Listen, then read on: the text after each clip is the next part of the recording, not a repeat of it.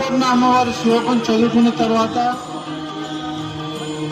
స్వామివారి గోవింద నామాలు చదువుకున్న తర్వాత స్వామివారి అన్నప్రసాద వితరణ కొనసాగుతుంది.